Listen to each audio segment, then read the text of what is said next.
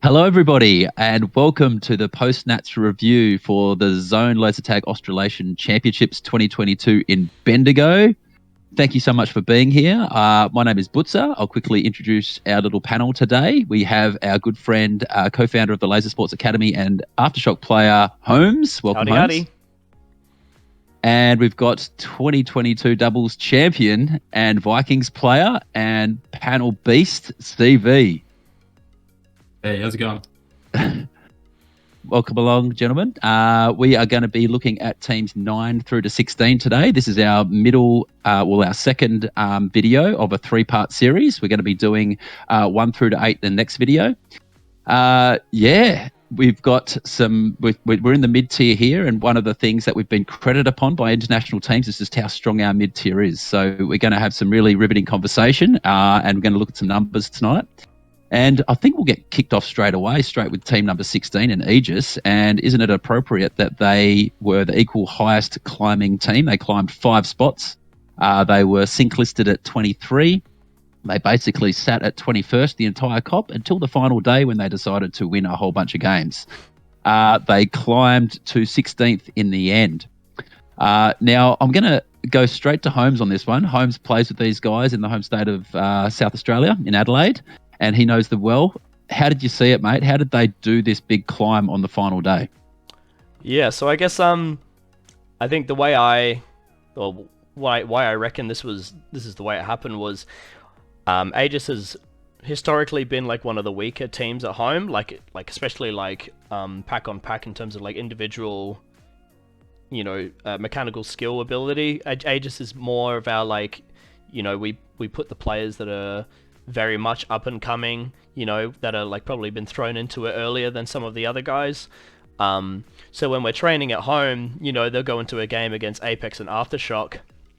They do try and play a standard game, but obviously the reality is, I think we kind of said it in the previous video about how you could play strategically like the best game possible, but at the end of the day, if you don't have the mechanical skills relative to your opponents to like back it up and to like actually make things happen, the games are still going to go south. So as a result, they got a really good practice of dumping, because they would go, their attack would go out, it wouldn't be overly successful, and then their defense would get rolled through by like Apex Aftershock, for instance, and then they would have to make the call to dump, go super aggressive, maybe with a 3-man attack initially, and then eventually commit to a dump. Which I believe Bendigo's also historically been pretty effective with dumps. Infamously, an Adelaide team made it to 3rd place in the last Bendigo Nats by dumping literally every game. So dumping was and is good in Bendigo. So I think I would attribute a lot of their success to, just their ability to, when they know things aren't going their way, they know what they have to do, and they've had so much practice and so many reps of doing that, that they can like pull out these like crazy wins. That being said, I think a fair few of their games that they won on that last day, they actually just won by playing standard. So yeah, kudos to them. They just kind of stuck with it. They figured out their bits and pieces. The order in which they like to attack with people, the setups for their defense. It took them a little while to figure it out, obviously, because they were plateauing for the first few stages. But I always say to my guys, they'll come out of a game, they're really upset that they lost. Maybe they could have won it, and I always say to them, the only day that matters in terms of results is the last day, because you can go on a massive climb. And then they kind of they proved it. So kudos to them. Yeah. I mean, 3 wins in 2 seconds on final day. I'll take that every day of the week, essentially. Did you get a chance to see these guys much, CV? I think we versed them one time. That was about it. But yeah, having a look at their last day, 3 first 2 seconds, what on earth were they doing? So what do you think they were doing there, Ryan? Were they dumping, or were they playing a standard strat? So I think they would start off playing a standard strat, maybe more on a... because obviously I only played them once myself as well in round robin, but in training in the lead up to nationals, they were doing a lot of 3-man attacks. So, kind of not quite a dump, but, the 3-man attacks were like super effective in Bendigo. I think, when I was thinking about like reflecting on how the top tier games were going, a lot of times if it was a 2-man attack coming up against a 3-man defense, the 2-man attack usually had like a really rough time, but as soon as that third person rocked up, it was like bases were going down like crazy. I remember Wolfpack, for instance, at Pre-Nats 3 did a thing where they would hold, and then suddenly 3-man attack and they would get the base like literally every time, and then crunch home before you had time to do anything about it. So something in that kind of vein. I think they had Wardy was the in-game leader and their lead attacker. Definitely probably the strongest like mechanical skill player and one of the more experienced players on the team other than Wall. Finished 22nd on the solo ladder. Yeah, he's obviously done a really good job for himself. So just before you move on to that, Ryan, I was just going to highlight that I looked at their 3 wins and they won one game with 7 bases, then they won the next game with 3 bases, and then they won the next one with 3 bases. And that one of their seconds that they got was with 10 bases.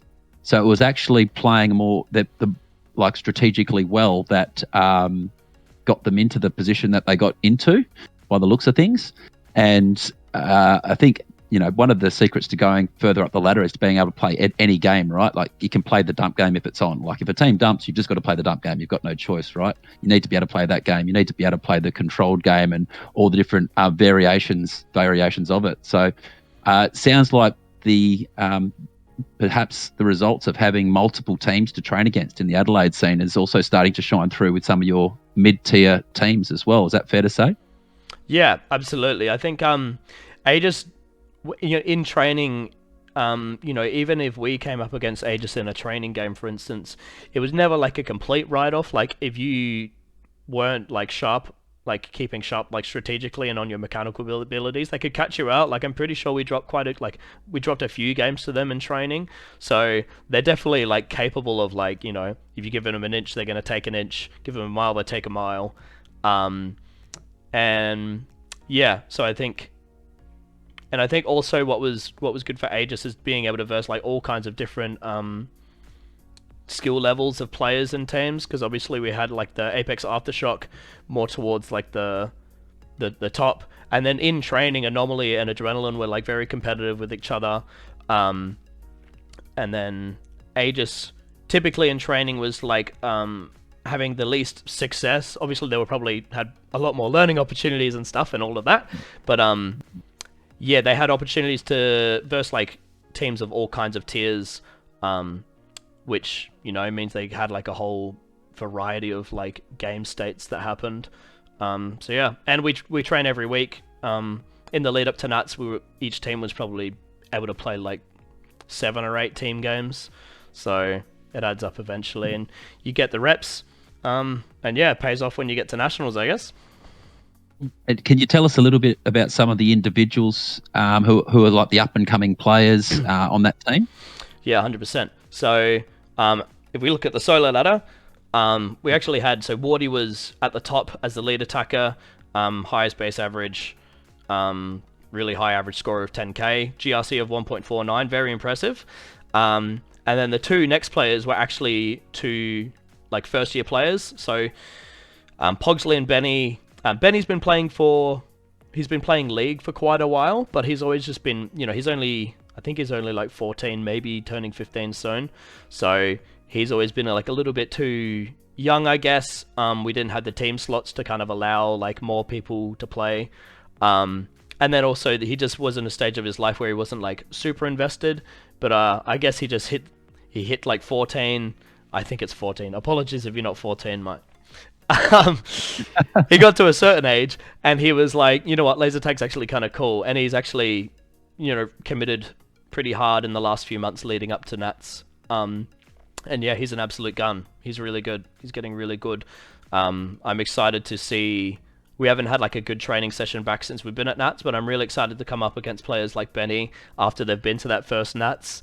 And just see like how they kind of shape up afterwards, because in my experience it's always been like there's a night and day difference between a player before their first Nats and then after their first Nats.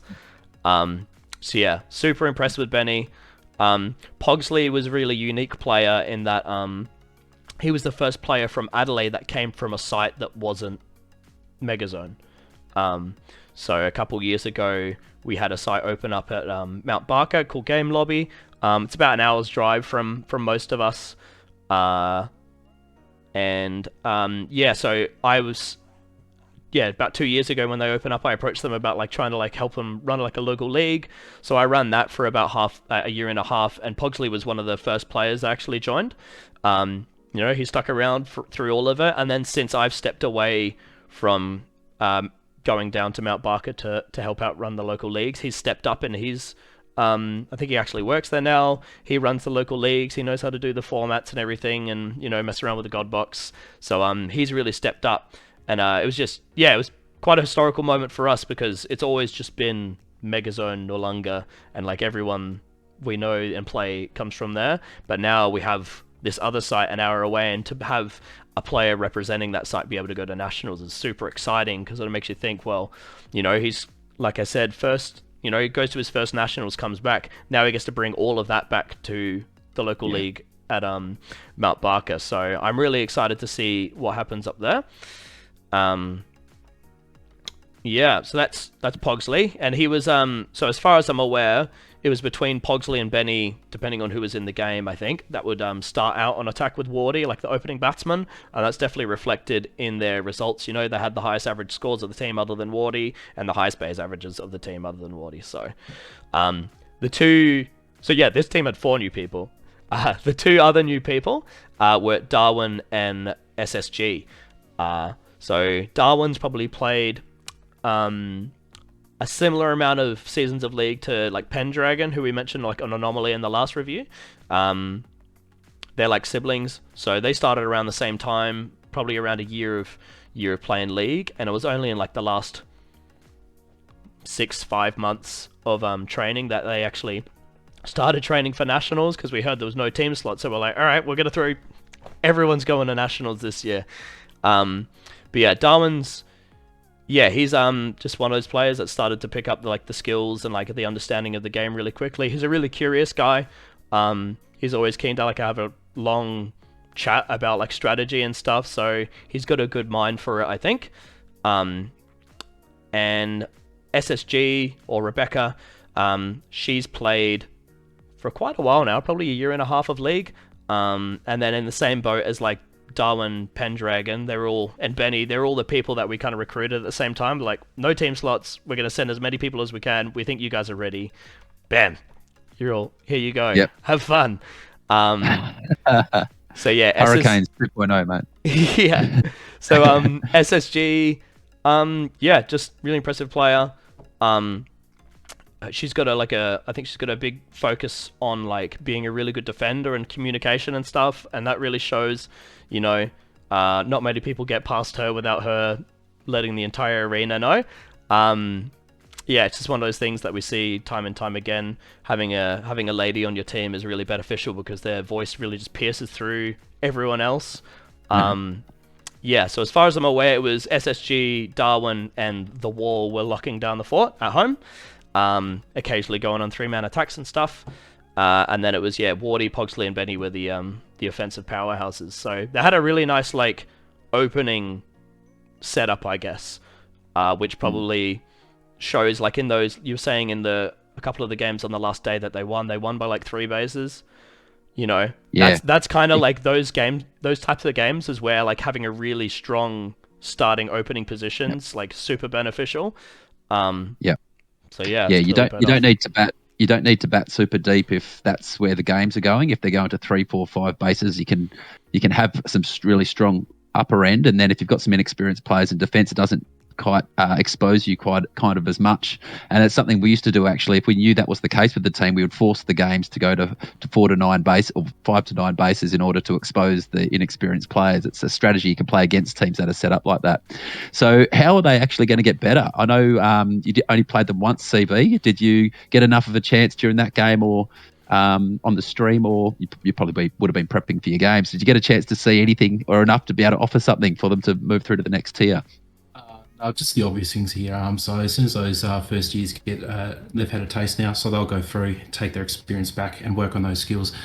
So their second nationals will be interesting to see where their upper ceilings are as far as pack on pack skill goes. I'd love to see some of those tag ratios bump up a little bit more. I'm not sure. Would Wardy still continue on Aegis, or do you think you could see Wardy probably getting promoted to another team? What do you think there, Brian? I think it's hard to say just because if the team slots returns next year's, we're obviously going to have. I think we'll end up with 4, so we'll end up with 1 less team slot than we had for Bendigo. So I think unfortunately, it's kind of really hard to say what's going to happen because there's going to have to be quite a bit of a shuffle. I think. I've got no idea what's going to be happening with the teams, to be honest. I hope Wardy sticks around. You know, if he's definitely got the ability to jump up onto like a higher level team, but you know, he's also just like a pretty cool dude, pretty chill dude. He's like happy to help and bring the up and coming players through, which is it's something that doesn't get appreciated enough, I think. So yeah, super proud of Wardy and Wall for taking that team, you know, and really propping them up and giving them a good first nationals. Totally, it's a so massive. Moving forward. Oh, sorry, there, Ben. I was so just moving going to say. forward, yeah, you go. I was just going to say how much of a massive contribution it is when you've got players who kind of go, yeah, I know I'm not going to be finaling this year, but I'm going to be helping some young kids get some exposure and you know, get hooked essentially. So I guess it's fair to say that team, it's a bit of a question mark about whether they will be together in that form or how it will look next year. But yeah, hopefully we see some of those players returning for Tassie. Yeah, 100%. All right, should we move on to the WA Hellhounds? Yeah, all for it. Let's do it. All right, so the Hellhounds, sync listed at 11th, finished the week in 14th, and then dropped to 15th after finals. They lost 1 spot. They had a win and 3/3 on finals days. They didn't have the greatest of finals days.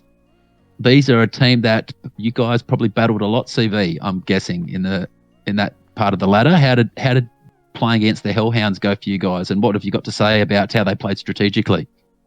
Definitely have a reasonable amount to say about Hellhounds, just in general as far as their strategy and gameplay sort of goes. So with Hellhounds, you've got the lead attack, obviously, Gaza running people through bases. An experienced midfield there in Gooby and Arbel there. New player Comsnake, quite impressive as a new player actually. I hadn't seen them before, and performed well in that team. And then Serenity back for another nationals as well. Quite often what you'd see at the start of the game is Gaza would go out and get a feel for how the game would play out and flow. And if it was going to be a pack game, then he'd play, you know, a heavy defense and go out, pack himself, and then push 1 or 2 bases through where he could or whenever he could. But quite often their upper field would be Gaza Gooby down to Arbel as well. Arbel's still got quite a lot of moves, experienced player, reads the play, and if you give him an inch, he'll take a mile. So it depends, but mostly they were sort of as you go down the order there, they get a little bit weaker. So they would try and play a lower base game and rely on a very good defence, good communication to keep players out and to make sure that it stayed a lower base game, that it'd allow Gaza to get through 2 to 3 players through their bases and draw it out for a win that way. So strategically, that was their goal. And as you mentioned before, Bootza, if you expose that lower order there and play the game out to a 6+ base game, often you could run away with it that way. But you know, it's easier said than done. Having a look there, you know, Gaza mainly on attack still managed to pull 120 tag ratio and scored very well. So he performed very well throughout the competition. I saw that he got crook halfway through it, but didn't slow him down any from what I could see.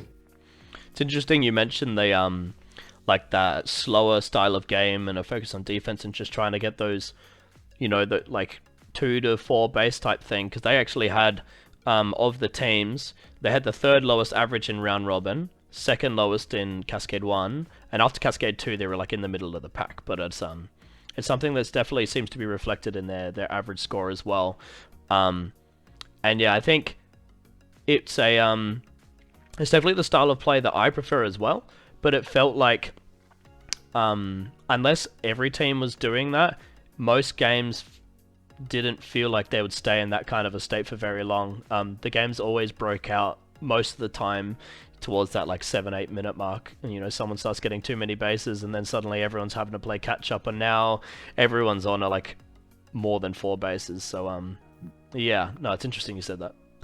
Well, it's another thing about the teams they beat. So they beat Catalyst in a game, and that was in the round robin when the Spartans were in there. So it was a Spartans, Catalyst, and Hellhounds game, and they got second in that game.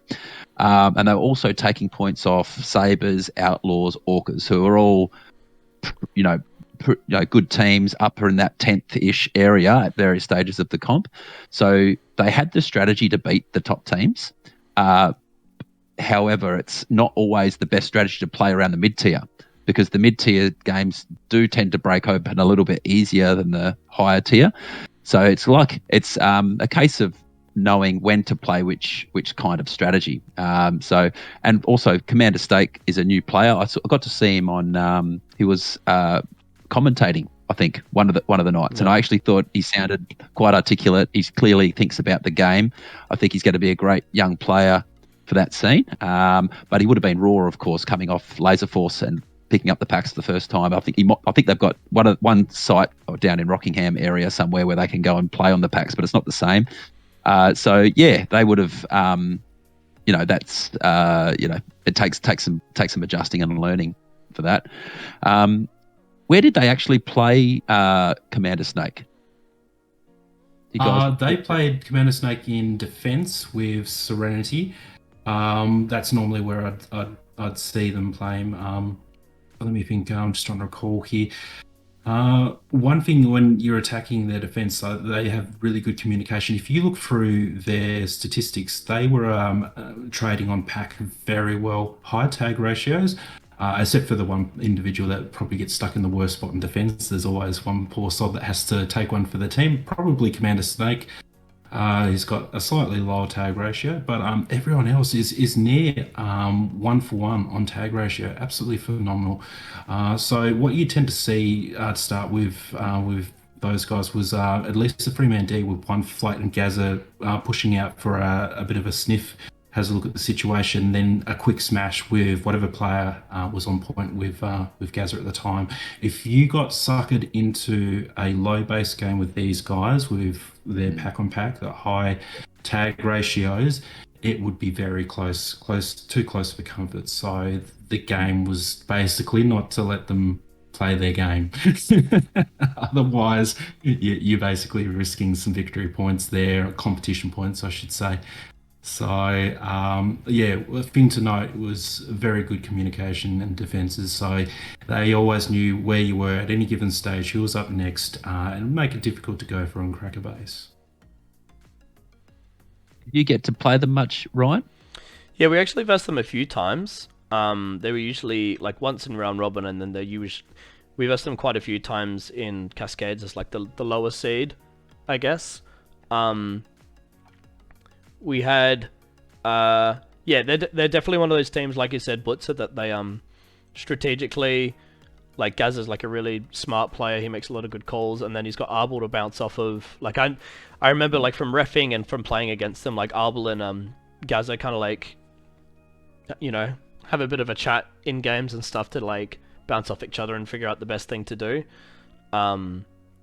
So yeah, they were definitely a team that if you made mistakes, like they could definitely capitalize on it. You couldn't let your guard down and couldn't be slack. You had to, be playing a good game and, give them the respect that they kind of deserve, I guess, because, yeah, otherwise they steal some wins from you, like you were saying. They got some pretty good wins against teams that finished above them. the experience was, like CV said, pretty big focus on their defense. Gaza going around trying to figure stuff out. In our games, we came up against a lot of like a 2-man attack. I have a feeling they were like, because we saw quite a like. I seem to remember I was in defense a lot of the time when they were there, and saw quite like a few different players. So it might have been a stage of the comp where they were like trying to just get some reps of like attacking bases as two together. That was a bit of the impression I got. But yeah, just one of those things, you know. Like you said, in the mid tier, games are more likely to break open, and as soon as they broke open, you know, if it didn't break open in a way that was in their favor, they would really struggle to stay on top of it, I guess. So what do you think, gentlemen, is their next... we don't know if they're staying together, of course, but presuming they do stay together, where would their next evolution be? How would they crack into the top tier? You go, CV. CB, you wouldn't. Just throw you in. I reckon experience straight away on Comsnake. So once he develops a little bit more as a player, gets a bit better pack on pack, they're gonna probably progress a little bit more. Probably less reliance on Gaza. They need that secondary attacker to really step up. And basically, once you can't rely on the same player to push people through bases for an entire game. You really need someone else to be able to muscle them through as well, just in case. Otherwise, you're forever going to be playing a defensive style game. I'd like to see them get a sixth player as well, just a bit better on their roster relief. But yeah, developing that new player, getting the second player, and working a little bit on offense in general, I reckon would serve them really well. Getting that second key player would be amazing. Gooby's done a great job. Arbel's done a great job. Maybe it could be one of those two.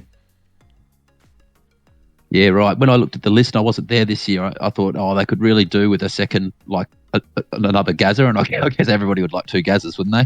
But yeah, that was the clear sort of improvement from where I was looking from a far distance. That they could, if they had another primary attacker that they could, pop next to Gaza, that would really help a lot. How did you see it, Ryan? Yeah, it's just one of those things of historically, I think, from my experience in Adelaide, we've had a lot of players and teams that kind of like cubbyhole themselves into like playing a certain way. But as I've played more in the top tier, got a lot more experience, I realized the importance of like the best teams are the ones that can kind of like adapt and do anything.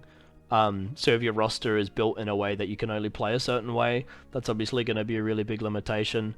So yeah, whether they put an emphasis on training up a second person to really, like that opening batsman to have like a really good start, and that might like benefit their more defensive style as well, right? Like if you can be the team that goes out, gets 2 bases before anyone has a base, like that's a pretty wicked start, right? And then you can kind of slow the game down. You can play that defensive play style if you want. But yeah, I think, I'm just realizing more and more the importance of like having a balanced team in terms of like everyone being able to pull their weight in like whatever position they end up in. So even if they don't pick up another player, putting some time into playing players outside of their comfortable roles. I know that's something that Aftershock put a big focus on for this year, is trying to get everyone, like we obviously had our opening roles that we were like the best in, but getting everyone up to like a high level in all of the roles, because it's all well and good to start off with someone like Gaza getting both bases, but then it's like, well, what next? If he's the one that's like out there all the time running the game. So yeah, just a bit more well-roundedness, I guess, would benefit them really well. Yeah, I used to always consider Dark Passion as like the ultimate opening batsman. And we used to look at it and go, okay, well, what do you want in an opening batsman? I think one of the main traits in an opening batsman, obviously you need like a high level of technical skill. You need to be able to like crack a door and take out like high level defenders at speed and in whatever way is needed, which Dark Passion had. But he also had this temperament where, when you go out on the initial attack, you're coming up against full reloads, like everybody's got full lives. everybody's structured up at the start of the game. Nothing's broken out just yet. Everybody's kind of spends that first minute being cautious, often around the top end of the ladder. And you need to be able to have somebody who can get shot 3, 4, 5 times in a row, but still have the same amount of intensity and intent when they go for a base, and when they communicate, and they're not getting down. The whole, I got shot, and you start thinking about why you got shot rather than the fact that you should be calming what's going on. that kind of ability to consistently, beat your head up against a brick wall and just keep going and going and going. And that's what we always felt was a real important part of being a good opening batsman. Anyway, that's just a little bit of a side thing. But yeah, I was really excited when I saw the Hellhounds team. You got to really watch those old school Northbridge players like Arbel. Like they come from a tactical. It was a raw tactical hub back in the early 90s, early 2000s. They all really knew how to play the game. So I've got full respect for what Arbel knows about the game and how to play it. So I'm sure he'd be a great accomplice to Gazza. Is there any final words before we move on to Adrenaline, guys? No, I don't think so. Excellent. Alrighty. So we have Adrenaline, our next South Australian team. Sync listed at 17th. They were 19th going into finals. They were also the equal highest climbers of the tournament. They climbed 5 spots to 14th. 3 wins, 2 seconds, and a third on the final day. Well, I guess we might as well kick off with you again, Ryan, seeing as you know these guys so well. Tell us about them and tell us how they did it. Yeah, I guess a bit of a history on the team. So they actually were the 3rd team that we had. So when Nationals was originally going to be in 2021, we had 4 teams. So we had Aftershock, Apex, Adrenaline, and we had a variation of Aegis. And we did our qualification, like our qualifier comps, and by the end of it, it was going to be Apex, Aftershock, and Adrenaline were going to be the 3 teams we were going to send to Bendigo, and that's 2021. But obviously that fell through. So yeah, they've kind of struggled a little bit with, they've been training for so long for this thing that's just always been on the horizon. But yeah, I think when it finally came, they were they were super, super excited, and they had a really good time. Yeah, I personally poured quite a lot of energy over the years into helping coach these guys up.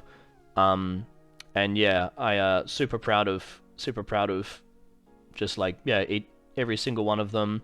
And yeah, a 5 spot climb on the last day is super impressive. And it goes a little bit into their namesake. So they're called Adrenaline because at the time it was formed, 4 of them were in their teen years, around that 16 to 18 years old, and they all love to drink energy drinks. So that's why they were called Adrenaline. But I think they're definitely a team that they love to they kind of share each other's energy in a way. Someone gets a base, they're all like, let's go. The people at home hear that and they're like, whoa, let's go. Very much like a bit of a momentum team, I guess. And once that ball starts rolling, it can be pretty hard to stop them. They actually beat us in one of the qualifier comps that we held leading up to what was going to be 2021 Nationals. So yeah, they are they're becoming very, very impressive pack on pack. Sam, or Hillahu, is the first year captain. He's been under a lot of pressure, I guess. A lot of the time in training, when you come up against Apex and Aftershock, every 2nd or 3rd game, they had a lot of really rough games at training, and it's quite easy to place a lot of the blame on the captain in terms of the decisions they made. So but I was super impressed with Sam, or Hillahu's temperament over the course of Nationals. He did a really good job of just trying to keep a level head, and yeah, just keeping on pushing the team forward, finding the little things they need to change, little adjustments. Yeah. Yeah, what did you see, CV? Lots of energy. These guys the high scoring team, basically.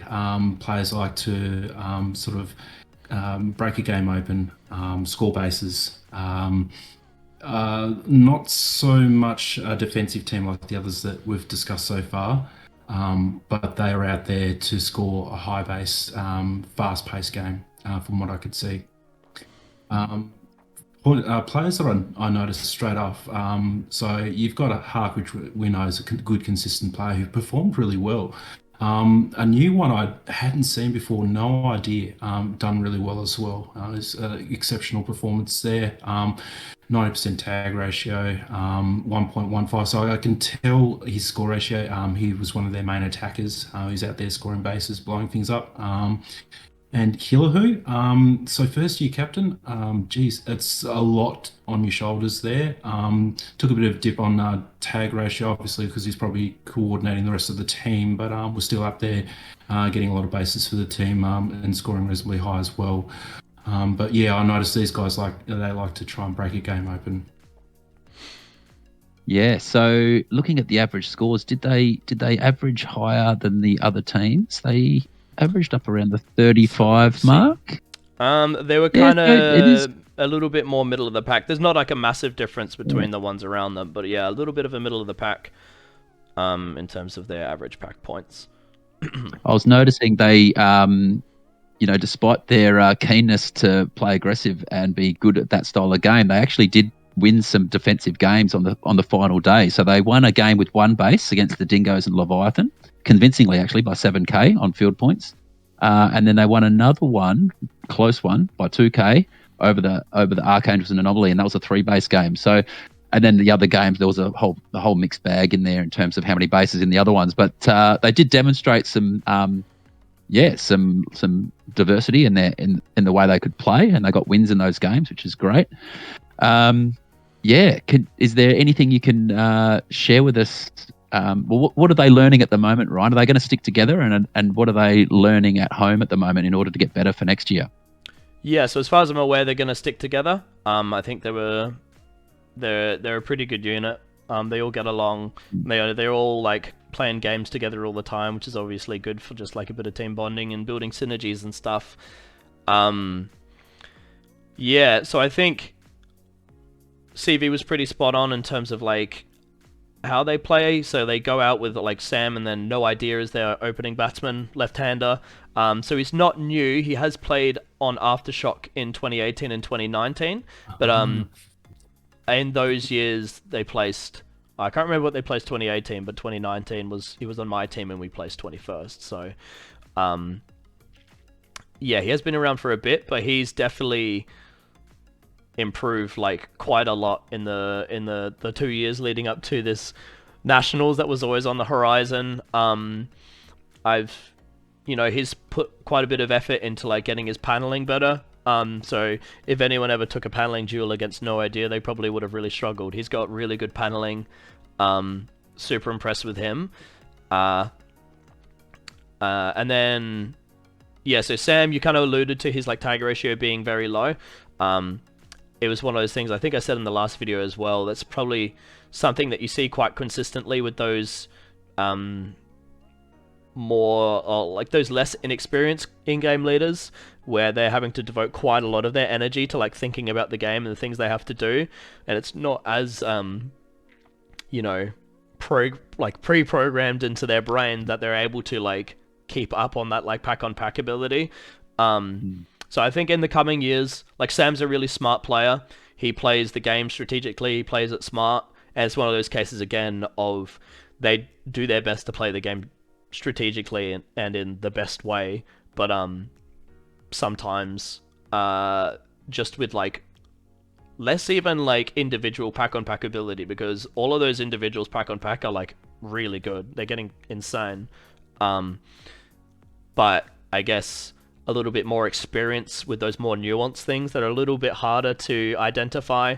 Things like how you coordinate with your teammates and like, how you're setting up when you're attacking a base rather than just rocking up and not thinking about it as much.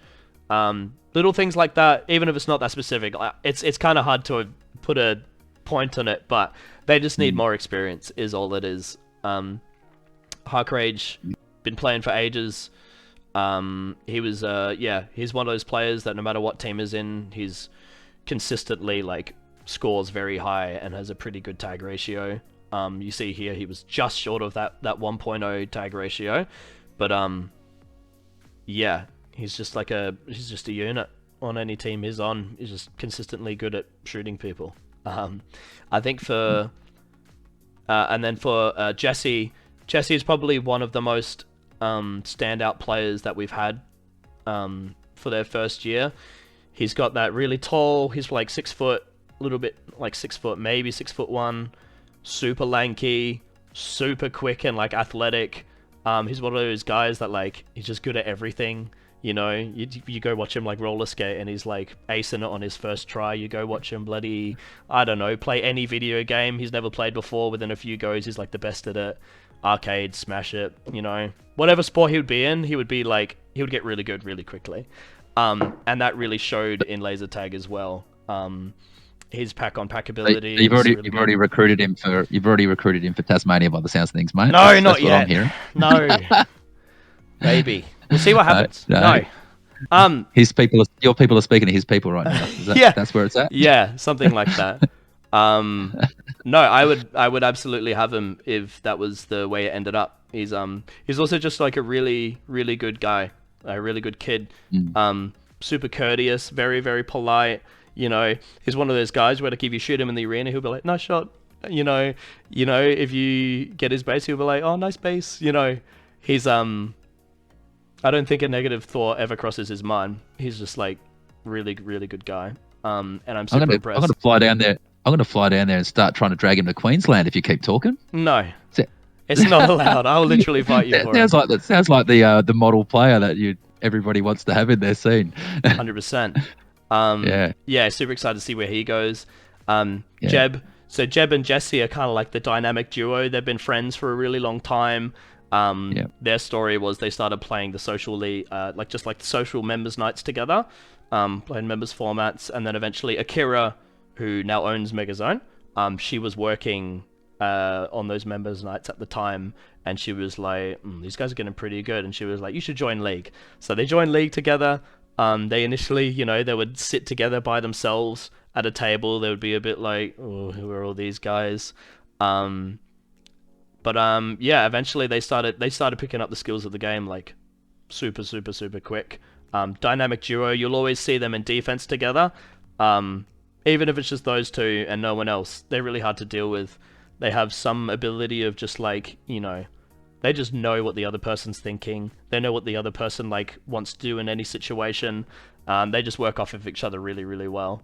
It sounds like they finish each other's comms. Does one of them say back and the other one says door? Almost. Stuff like that. Almost that good. Yeah. So Jesse's actually become one of the best last line defenders we have at home. So our home arena is like the bases are really built around like you can have that last line defender in the base that with good comms is really hard to deal with, and he's very quickly become top 3 last lines in Adelaide. He's insane. And then Jeb, on the other hand, has very quickly become like top 3 like door defenders. So yeah, very, very, very good combo. Like I was saying before, Jeb, lady, comms, door defender. What else could you want? She's another one of those players. When she comms something, you can hear it on the other side of the arena, and it's not like when a fella comms and they try their best to do it super loud, and then it just ends up being like, you don't even know what they said. Did you say back or front? I got no idea, but it's like super crisp. I think again with Jeb, if she sticks around, super excited to see where she goes. I think I would like to see from both of them the other side of the coin. So their defense is like insane, really, really good. I would like to see them really develop their offensive capabilities. They have the pack-on-pack skills to do it. I think they just need a little bit of that, like, you know what I mean? There's not really a word for it. Just I call it mongrel. Mongrel, yeah. Bit of mongrel, yeah. Yeah, they just need a bit more of that. They're both too cool, too nice. They just need to be a bit more like, Yeah, I would really love to see that from them, and they'll, after this Nationals, they'll obviously, a big step up, but if they can start getting that other side of the coin of their offensive capabilities, they're going to skyrocket, and they're going to be insane. And then Akira, she's becoming like a really solid, just like good all-round player, consistent, does what she's told. She's like has a lot of input on like team chats and stuff. She is really smart, and she's like picked up like the mental side of the game, like the macro strategic stuff. She's picking that up really well. So she was always really, really valuable in their team chats in terms of like, identifying things that could have been better, like between her and Sam. They would kind of butt heads sometimes if they had like opposing ideologies, but I think at the end of the day, after button heads for a bit, they end up in a better place than they were. And I mean that kind of showed in their climb on their last day, right? So yeah, no, super impressed with all of them. Well, I'm pumped. I can't wait to see where these guys go. CV, what do you think? What did you see from Adrenaline, and how do you think they'll make it to the next level? The next level, I want to see them improve on their pack on pack, their individual skills. I want to see them turning over a high tag ratio, and I want the team collectively to tighten up the defense. I just believe that if they could outscore by tightening that defense, it'll allow their top three attacking triple in whatever combination to go through score bases and just be able to take games. As you're saying before, on their climb, the lower scoring base games were the ones that they won. So this team could potentially really outscore people pack on pack if they tighten up strategically that defense and stop giving away a lot of points from pack, and therefore the bases that they do get when they do go for a quick smash are going to be worth so much more, and take some more of those games. I find that interesting that I haven't played Adrenaline. I don't know how they play, but from what I'm hearing is that they're a bit of a high octane team, so like to play aggressive. However, you're sharing with me that we've got potentially one of the best last lines that have come through the Adelaide system and one of the best second defenders. It actually looks like they've got a profile that should be set up for, like you're saying, CV, playing those defensive games, because essentially that's what champion teams are built around, right? You've got to get your defense right first. So like you can be as aggressive as you want. If you can't defend your base, then you're not going to get, there's a certain lid on to how far you can go up the ladder. So yeah, it sounds like that might be their next evolution, maybe being able to play high octane when they need to and playing the other way when they don't need to. And clearly that's what happened in finals. They played a couple of very defensive games that were very effective and won those. So anyway, best of luck to Adrenaline. I'm looking forward to playing all you guys that I haven't played yet. Next time we meet in the arena. You will have to watch out when there's an arena that's got a really good position for last lines and bases, and you're all done for, I reckon. Okay. Yeah, that's all I'll say. Watch out. So can you give us a sneak peek on that, CV? Are we going to have a last line position in Hobart? 2 bases, yeah. 2 bases? Okay, great. All right. Hear that, Husky? It's your year, mate. Jesse's giving Husky a run for his money. I'm telling you. Watch out. Good. That's what we need. Some competition for the Hus. All righty. Let's move on to the Outlaws now. So, Albury Outlaws. I've just realised I haven't been saying the names of the players of the team. So let's start now, hey? Albury Outlaws, we've got Campstar, Dark Passion, Molten, Dusty 51, Griffo, and Whippet. Sync listed at 12th. They finished in 12th after Cascade 2 and then just dropped one spot on the finals day to 13th. They got a win and 3/3.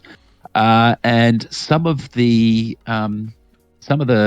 teams they got during the comp is they beat one up twice. They beat Apex, Storm, Vikings, and Dragons every time they played them. So these guys took some scalps and finished midway up the ladder. CV, did you get to play these guys much throughout the tournament? Definitely played these guys. They were a hard team to verse both strategically as well as pack on pack. I feel that they should have performed on the ladder at the end when all's said and done a lot better than they did. Unlucky last day. I was thinking that this team should potentially be a top 10 team when I initially versed them. You look at their roster, and from what I saw, Dark Passion would be rotating his attackers through Camster Molten down to Dusty and so forth. But the way I noticed that he did it was very strategic to exploit and break open a defense, whether it be attacking from the sniper role and then the secondary attacker would be going around to the back door, or sometimes if he saw that the forest was posing a lot of problem, he'd just go and take that out, call comms to the back door, the player would go through, back themselves and take the base. When you attack their defense, you were consistently punished for it. I noticed that Whippet played a lot in the forest, a little bit of an anchor role, very good tag ratio. Griffo, Dusty were left, right, whatever combination they were, but always packing well. You were trying to get blood out of a stone, trying to get pack off these guys.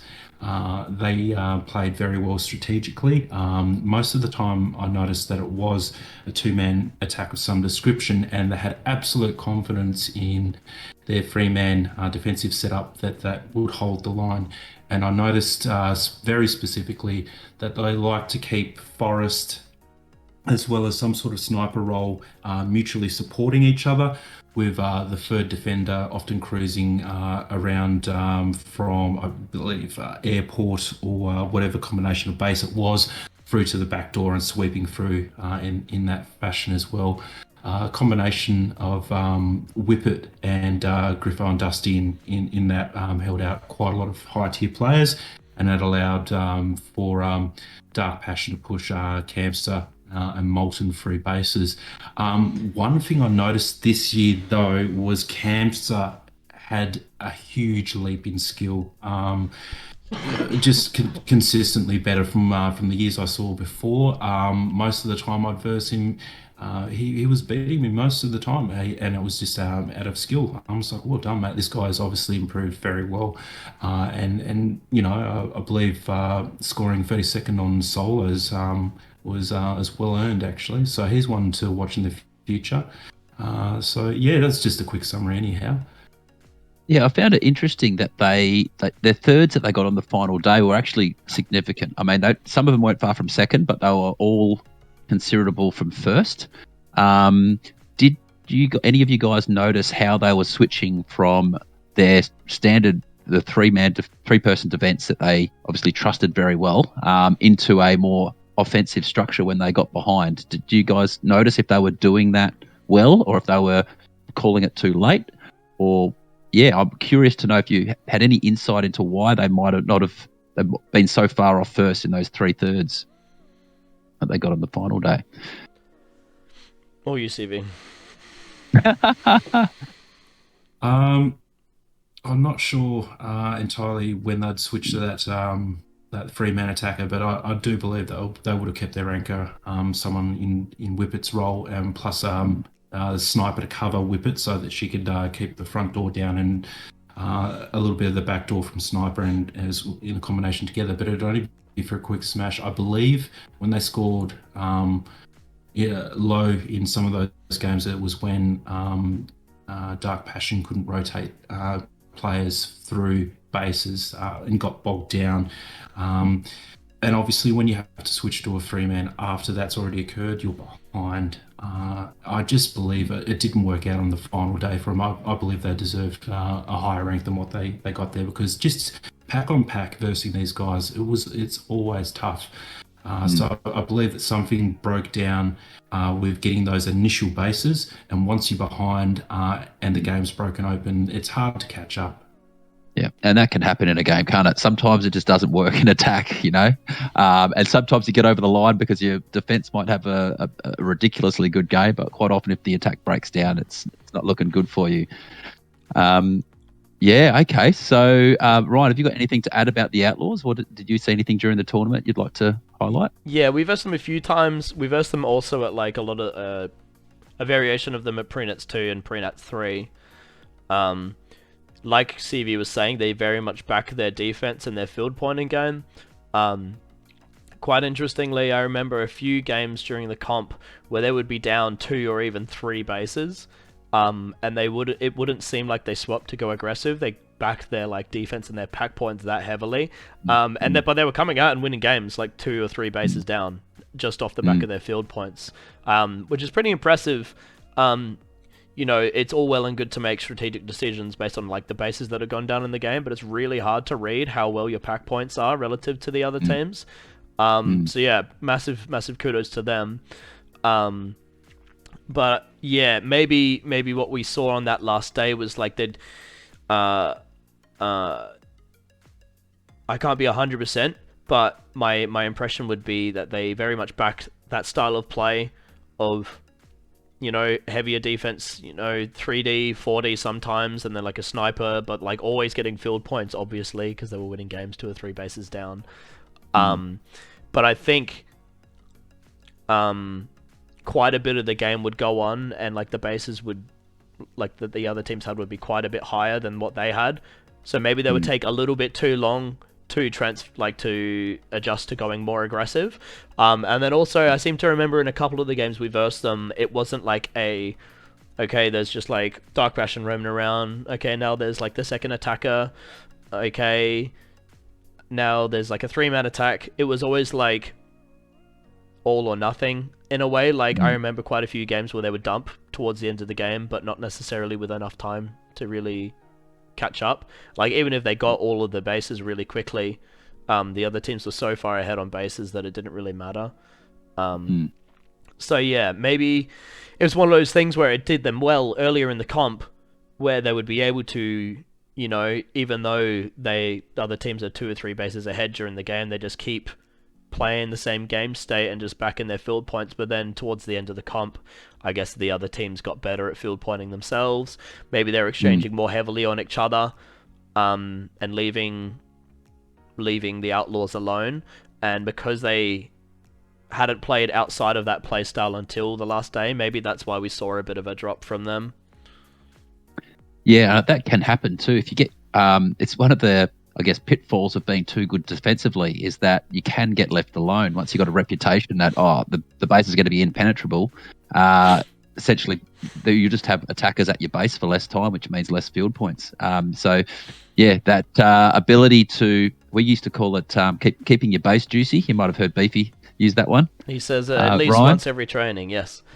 Good. Keep your base juicy, which means that make it lucrative enough that the attackers want to hang around a little bit, and then you can pick up more field points and sometimes even get a few denials. So it is a thing, keeping your base a little bit juicy. So it's hard to know what's going to happen with this team because Dark Passion and Griffo are back in Queensland. I'm not really aware of if the team had agreed to stay together once the move happens or anything like that, but. Yeah, just for the purposes of the conversation, where do you think a team like this would go to from here, CV? Well, obviously, I was just super impressed by them, and I believe they're unlucky in the position that they got. To progress, I'd love to see a lead attacker on this team, develop Camster, throw him out there more. So there's less pressure on Dark Passion having to stick himself in the unfortunate position of pushing attackers through, which I know he does. He takes the worst spot in order to get people through the bases. He's a very smart and strategic player, and often I see the guy who's taken 1 or 2 defenders on by himself just so he can get that person through. He does a good job at it. So having that lead strong attacker, and probably developing a strategy that they can fall back on if teams leave them alone. But otherwise, super impressed on their pack. It was really solid. I believe they've got some really good players in development there. An honourable mention to Whippet as well. She's coming up in the ranks as well. Good performance in women's and I believe juniors as well, wasn't it? Triples. Did she get a trophy in triples? I think they got second in triples. Second in triples, yeah. Fantastic year there. She's done really well. So I'd like to see how she goes in the next couple of years, where she finishes there. But otherwise, that's basically just a another really strong attacker to be able to support Dark Passion. And yeah, otherwise super impressed by their defense as well. I was quite happy on it. Like, on not being on the receiving end of it, obviously, and getting locked out of bases, but yes, some more diversity in their strategies, just so they don't get left out of a game. But I honestly think they deserve better in the rankings than what they got in the end there. Pretty solid endorsement. Ryan, you got anything to add to that? Yeah, I think maybe it's a little kind of similar in the vein of like the WA Hellhounds, like an over-reliance in their defense, and then towards the end of the comp when maybe they weren't able to have the same kind of success of locking down the game and making it slower. Having I'm sure like they're a smart team, Dark Passion, a very smart captain. I'm sure they had some kind of contingency, but I guess it didn't really work out for them on the last day. So the kind of thing I'd be looking at if it was, just off of my brain right now. Obviously, if you have such a good defense that people want to leave you alone, you can either, like Bootza was saying, of like the idea of like making it a bit juicier, so they believe that there is a chance that I'm gonna get in this base, so they stick around, which is, yeah, that's one methodology. The other one would be, this is something that I actually saw the Wolfpack do at Prenats 3, that I don't know if I say Wolfpack, Catalyst. I don't know if they did it at Nats, because I don't remember seeing, we versed them a few times, I don't remember seeing it as much, but they had like a 4-man D with Grub running around, and then Grub would see an opportunity at a base, he would crunch home, and he would say, I don't know if he would say a word, or if he would just like pick 2 players, and they would just do a sudden bam, 3-man attack, get a base, crunch home, before there's even time for you to really deal with it. But they did it in a way where it wasn't like, okay, we're playing the slower game, we're getting field points, the other teams have gotten 1 or 2 bases on each other, maybe it's time we should probably start doing that. They were pretty like proactive with it, and that was their main way of, at Prenats at least, of like staying at the same pace as the other teams in terms of bases and stuff. So maybe less of a I don't want to say one-dimensional, but a little bit more flowy, a little bit more dynamic. That's the one. You don't have the prerequisite for going aggressive doesn't have to be you're losing. It can also be to get a lead, or it can be just to stay at the same pace as the other teams. Once you start losing, it becomes harder and harder and harder to climb back. So trying to stay more at pace. Like obviously they're all really good at field pointing. They're all insane pack on pack. Like they all pretty much had a above 1.0 tag ratio, which is really good for like a whole team to have tag ratio above 1. That's really good. But yeah, as we keep saying, it's not enough to be able to be good at one thing, at one side of the coin. You have to be able to do both. So yeah, less like waiting for them to start losing to start going aggressive, but using it as a tool to stay at the same pace as the other teams, or to get like a slight lead and then slowing down. Yeah, some great advice there from the gentleman. I've got nothing to add to that. I thought that was all really on point. I think now we're going to move on to Sabers. We're going to be on the second half of our teams for tonight.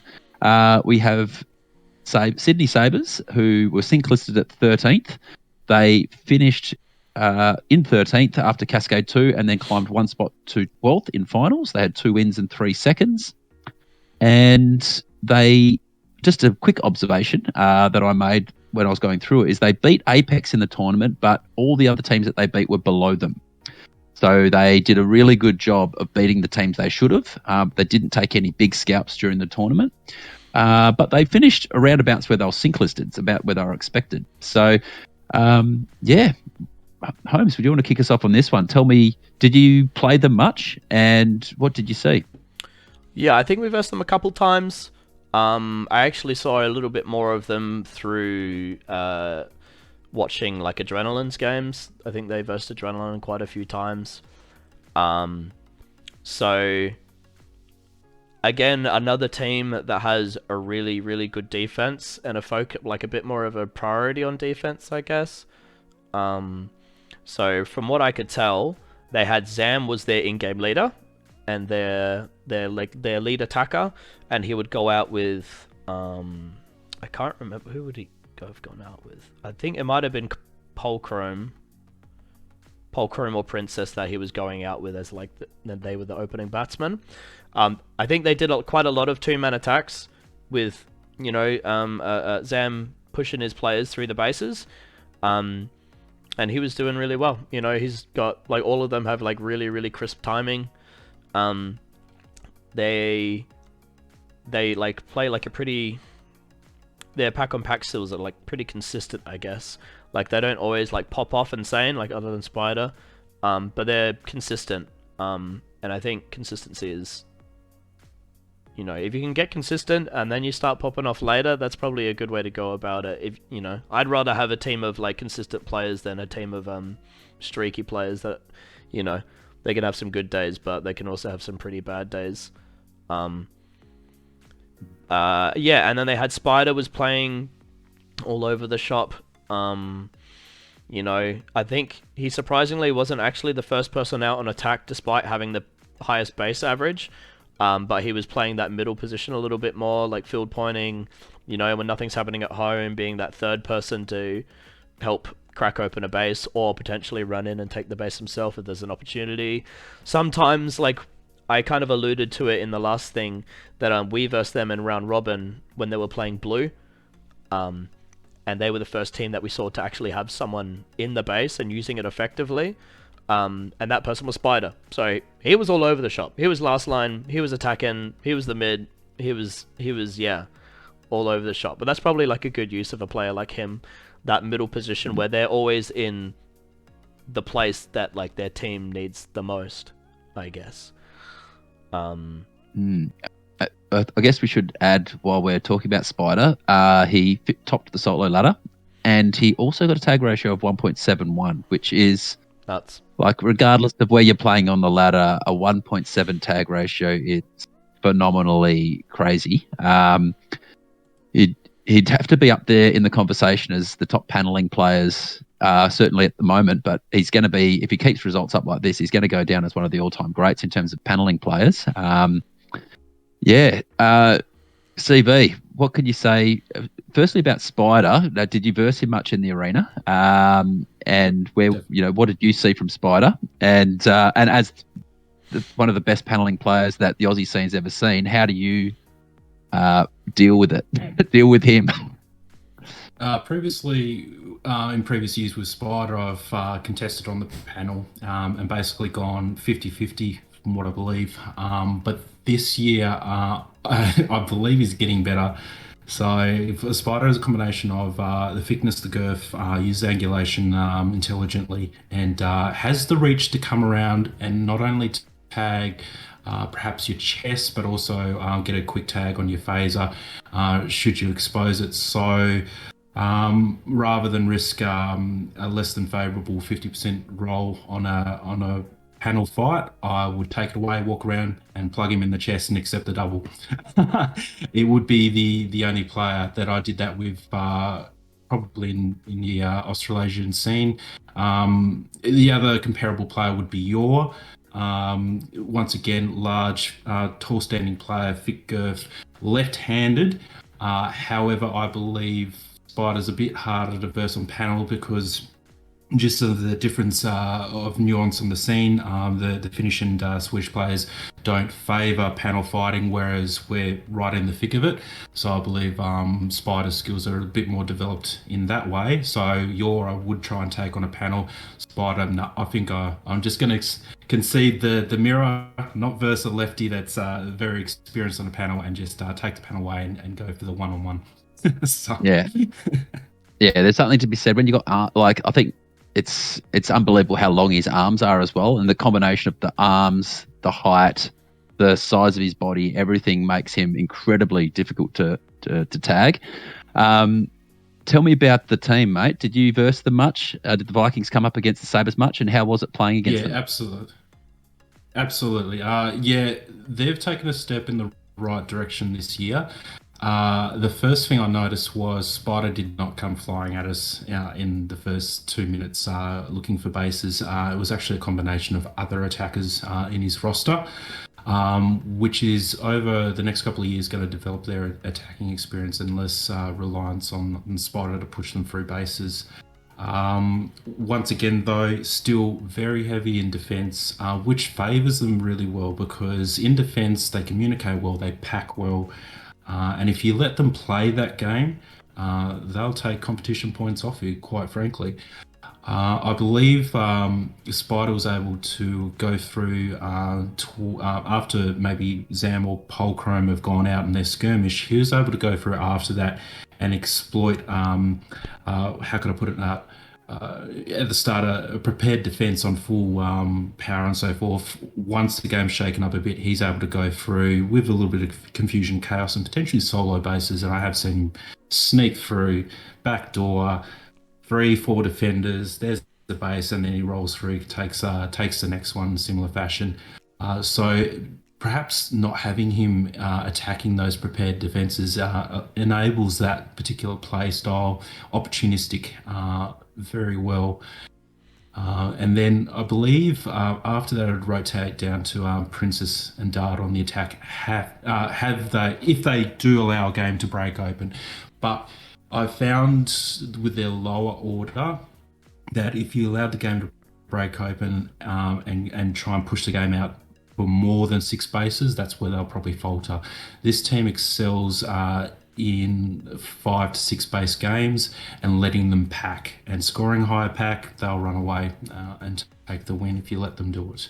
But the first thing I noticed this year, different attackers giving other players more experience is a step in the right direction. It'll allow this team to not just have one form of game. It'll enable more players, more diversity, more experience in your attackers, and is better for the future rather than just having a particular key player tank through and decide the outcome of the team.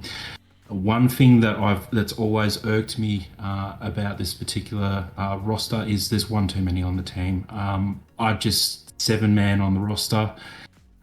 It didn't allow enough rotations evenly for the team. Couldn't get experience defending, attacking from different bases. They really need to cut one off and go to a 6-man roster. Therefore, more players are getting more game time, which would convert to better pack on pack and so forth.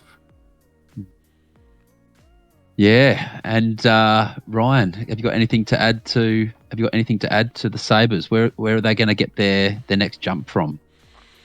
Yeah, so I guess a little bit of history for Sabers as well. So they're in a similar boat to what Adrenaline was, in that they were assembled and getting ready for Nationals, thinking it was going to be on in 2021, and then that fell through. So I think, the struggle of like training for 2 years for something that always feels like it's like too far away. It's really hard to keep that productive and stuff, but I think Spider's done a really good job leading this team and really putting an emphasis on like this first year with his team not being the year that they try and necessarily get the highest they can, but a year where they're really investing in the future. It's one of those things where you have to be realistic as like a development team. Like, you're probably not going to be up there with those top teams yet. So it's like Nationals is their best place to try and like level up your team, and that kind of showed in the way that they ran their team. Like, Spider's obviously the strongest player in the team, and he probably would have done it. They might have placed higher. Like, not throwing shade on Zam, because Zam was doing an exceptionally job, but potentially they could have gone a little bit higher in terms of positions if Spider was the one leading the attack and stuff as such a dominant force, right? But that's not necessarily going to transfer into more improvement when you are wanting to play next year, and that's the year that you're really wanting to have like a really good showing. So yeah, I think the way the team was ran and like the way they used their time at Nationals, really commendable. That's the best thing to be doing with a development team, I think. So Yeah, I think they just need more time. You know, like we keep harking on about, that first year nationals experience really levels you up like quite a lot. I think we alluded to it in the previous thing that the Sydney teams are like actually like pretty consistently playing like smart strategic laser tag, and that's just the case of, you know, being able to back up the strategic decisions and really getting everyone on the roster being able to do everything. So yeah, it's unfortunately pretty generic advice, but, you know, just keep playing, keep fleshing out your roster, get everyone to a point where they're like comfortable doing everything, find out who's like the best at doing what, and then yeah, just keep on pushing it, guys, and they could very, very well be convincingly in the top 10 next year, I think. I really love what they did with putting Spider in that mid role. I just think you've got you know, such a weapon there. Like literally, he's basically unbeatable on a panel, essentially, right, by any player in the Aussie scene. So you've got somebody who's going to win 100% of the time that they're on a panel, almost, unless somebody comes and stands in front of them. You've got such a weapon there. If they can evolve that game controller and that opening attack in some other players, like you said, they're going to be able to go up the ladder so quickly. Because once that's developed, quite often, you know, it takes a little bit of time for that to develop a really strong mid role in your team. Somebody who can read a game, accumulate points, be in attack when they need to be in defense when they need to be, requires a lot of decision making. And the fact they've got somebody like like Lachlan, who could potentially play that role and be so dominant in it, because he's going to be able to beat up all the other mids who are floating out to get points and things like that, I think will be a real weapon for them going forward. So best of luck to all you guys on that team. We really hope you guys stick together, and we hope to see you in Tassie, because you know, there's the future of ZLTAC right there. Yeah, we hope to see you guys in the top 10 soon. So let's move on now to Bendigo Blitz. We had them sync listed at 6th. They were right up there in the early part of the week, 4th and 5th, I think, after the Cascades, and then they dropped to 9th after Cascade 2. And then 11th, they dropped after finals. So they dropped 2 spots on final day. They had a win, a second and a third. Yeah, so the home team playing on their home deck. CB, did you get to play these guys much? And what did you notice? How did things change for them throughout the week? Because they kind of started really strong and then they started to drop away throughout and the latter part of the week. I think it's also worth noting quickly that they unfortunately had the biggest like drop overall of the comp. They didn't gain any positions across the stages. They were only dropping, so they ended up dropping 7 spots from where they started, which is, yeah, unfortunate. Having said that, where they started was high. Like I was going, oh my gosh, how they are so high on the ladder for a team that, you know, they don't have a lot of teams to train against. My understanding is that they can't really train together, and they don't really have a local league or anything like that. So to be competing at that level early in the comp was a surprise to me. How did you see it, CV? Yeah, like where they sort of started, the comp was where I expected them to be, and then as it progressed, to see them to fall was quite surprising. What I thought was happening was they had a really good start at exploit using home advantage. They knew all the tactics, the spots where to stand, scoring high scoring games, blowing games right up. The problem was as the competition progressed, the meta became more defensive as the players knew how to lock down a base, how to defend, and then to go out for those quick smashes. As more teams started to play like that, Bendigo's high-scoring, fast-paced game started to get, eroded down. It became a bit less effective. I mean, they're great players. Should have scored, and ranked higher than where they finished. I believe the meta became more defensive, and it wasn't Bendigo's style of player, unfortunately. Just a fun fact, they beat every team in the tournament except for the Spartans. So they took some scalps. For a team that finished in 11th, that's a pretty good result. Did you play them much, Did you play them much, Holmes? And what did you say? Yeah, we played them a handful of times. Um, they in the times we versed them, they did. I think they dumped a couple of the times, and they played like a more standard strategy one of the times. Yeah, they seem to enjoy dumping, going aggressive. Whether that was like a strategic, like a specific strategic thing they wanted to do, or from what I saw in a lot of their games, they would start arguing and bickering among themselves and like the defense, like between like what they were supposed to be doing. Person A was supposed to be over there, but they ended up over here. So a lot of the time, I think the games that they lost, they would end up just throwing like a frantic like dump together somewhere. Sometimes it paid off, and then sometimes it didn't, and I guess it started paying off less and less towards the end of the comp. Yeah, no, it was always we never knew what we were gonna get when we came against Blitz, because we saw all sorts of things from them. I don't actually know if I think we beat them. They might have beaten us more times than we beat them, or I might be remembering like pre-Nats 3 and this Nats, but yeah, they were just one of those teams that could definitely had the ability to take scalps, but it's something you see with home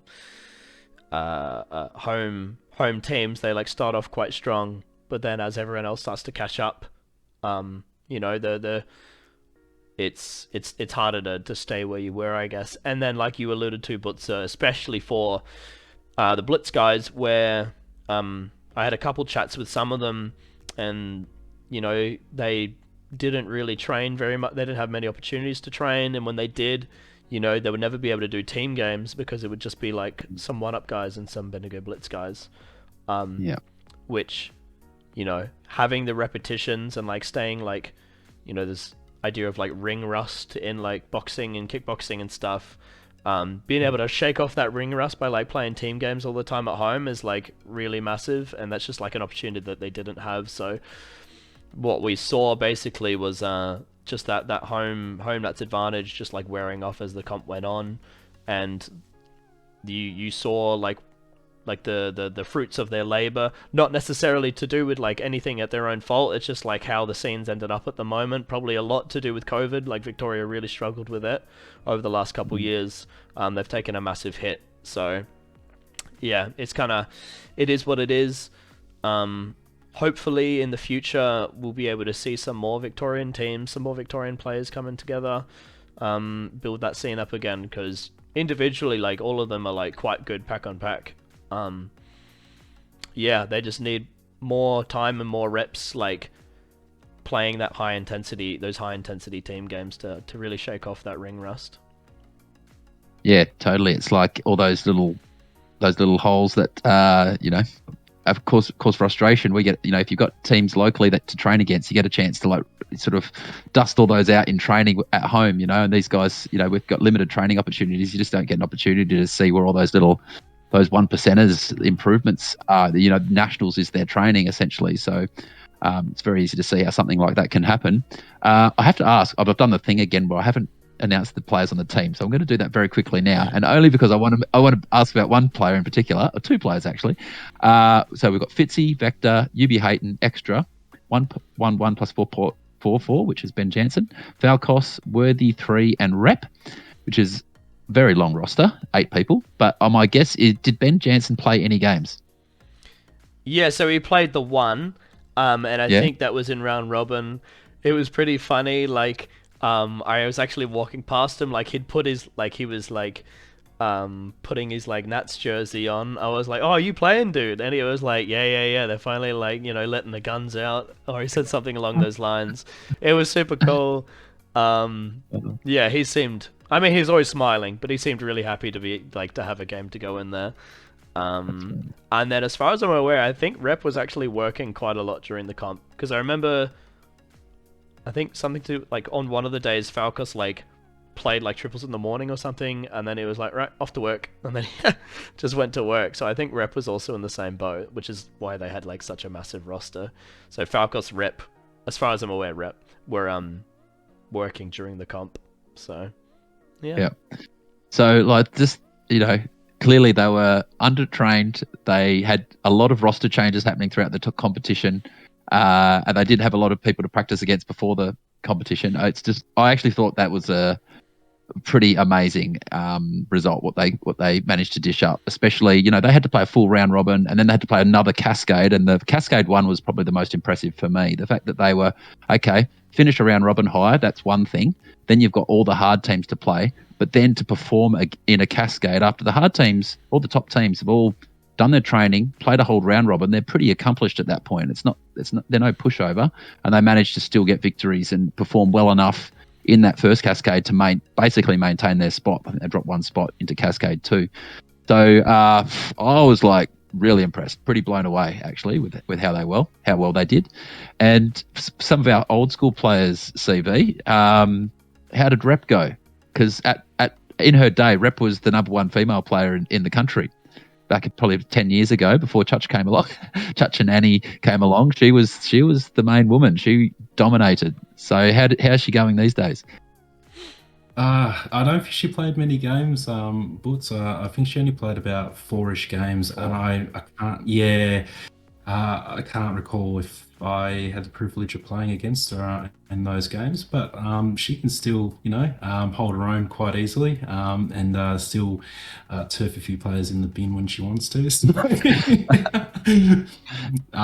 I think Blitz's main roster was mostly Fitzy, Vector, UB Hayden, Extra, Falcos, and Worthy. I believe 111, 444, and Reppy only played 5 games combined, so they're probably COVID backups or just injury backups in general. By the sounds, I'd be making assumptions there, but the main lineup would be the initial 6 there I mentioned. Yep. And did you guys hear any whispers from them about their return for Tasmania? Not sure actually. I didn't get a chance to catch up with my old friend Vector before I left. I'm hoping that they come down. It'd be good to see them to come down. There was one final thing I did want to put forward before we sort of got off the topic. I was backing Fitzy to have a bit more of a higher performing sort of Nats this year. I was almost going to first pick him for fantasy actually, but I gave that to Gunner. But one thing I'd noticed, and as it sort of progressed throughout the competition, that Fitzy and Vector were mainly the initial first couple of attackers, and then it had moved down the rank to UB Hayton and so forth. But if Fitzy and Vector weren't successful in their first 3 to 4 minutes of attack, they would go back, reorganise, and then they'd try and play a more aggressive game. Once you saw that 3-man attack come out, or even a dump sometimes, you could actually exploit that, and it was a matter of waiting for that window. So one of the tactics against Blitz, for us particularly, was to not play a high base game, because they would just outscore you and then finish on pack. If you played the game, that you just get complex. Don't play a base game against Blitz. So we'd do a 4-man attack with one lead, just to frustrate them enough with a bit of a rover to back the lead attacker, and that was Runt, to go out and frustrate them to the point where they would have to overcommit. Their 2-man attack would obviously bounce off a 3-man defense plus a rover, and it was enough to make them go, reassess, and then as soon as they overcommitted is when we started rotating the bases. But the game ultimately was only ever to play a 5 to 6 base game. If it got more than that, they would outscore you and turf you to the bin. That's it. So that was one notable thing that I noticed when playing Blitz. Was as it progressed, I think they found themselves running into more and more defensive style lineups with those quick smashes for bases, which I'm not sure if they played enough national team games leading up to this to be able to cope with and adapt quickly. I guess that's a good segue into where to for Bendigo. We don't know if they're coming back, but let's hope they do, and let's assume they are. So what's the next evolution for them? We know they're a team that struggle to find the teams to train against. How does a team like that evolve themselves when with limited training opportunities. It's very I difficult. guess, You, sorry, sorry, you finish. you really need those other two teams to play against at home, and when you don't have it, you find yourself playing smaller drills, and basically you can come out of it with really one-on-one player pack point skills and so forth, small team skills. But when you get into an actual Nats team game, and from experience, you haven't played enough games training at home leading up to that. If the game switches suddenly at any point during the game, you find it hard to adapt, you fall behind, and you find yourself reacting rather than imposing the change and adapting and exploiting the other two teams. You get caught into that cycle. You eventually, you're going to be caught behind. You'll drop points.